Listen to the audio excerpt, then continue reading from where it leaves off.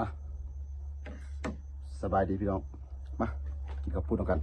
แซ่บๆเลยมั้ยข้าวปุ้น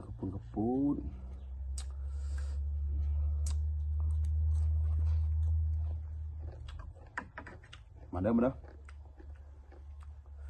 แซ่บเลย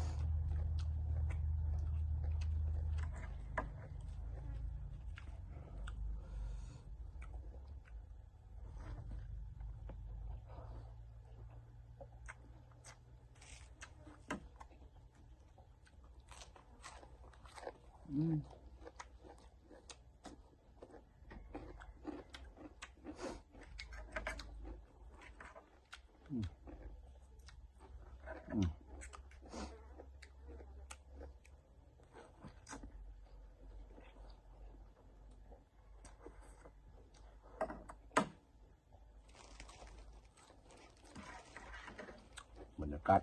เหมาะเจาะข้างบ้านสุมหัวข้าหลวงหัวข้าใหญ่ไปใส่ตุบไปตรงไปข้างบ้านต้นข้างต้นมะพร้าว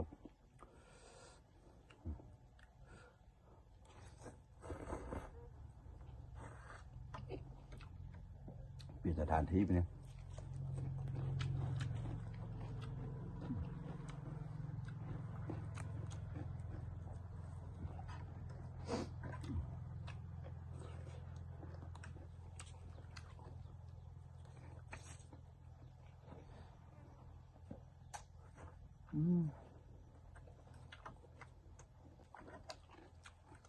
สีสันบ่จับไปเลย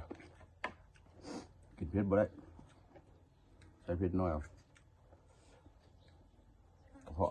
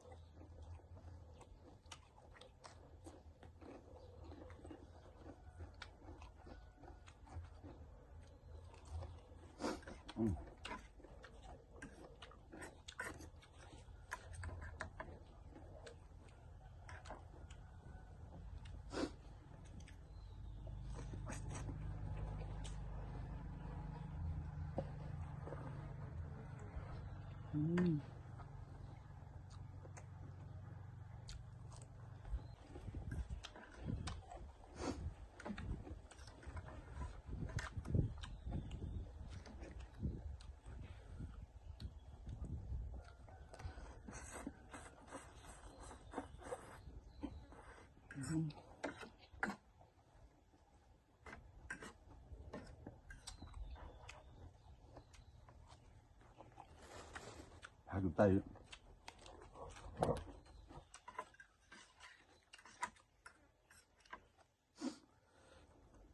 ปลาที่น้ำเพชรอยู่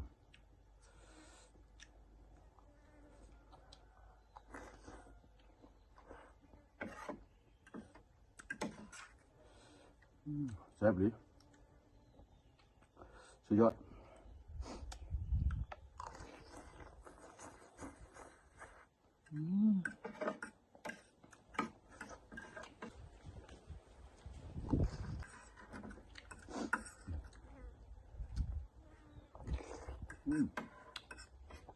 ครับ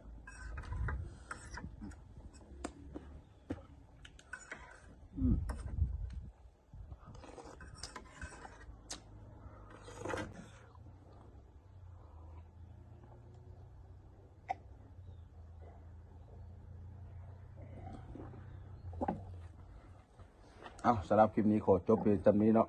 ขอฝากกดไลค์กดแชร์กดติดตามกดกระดิ่งให้เด้อพี่น้องสบายดี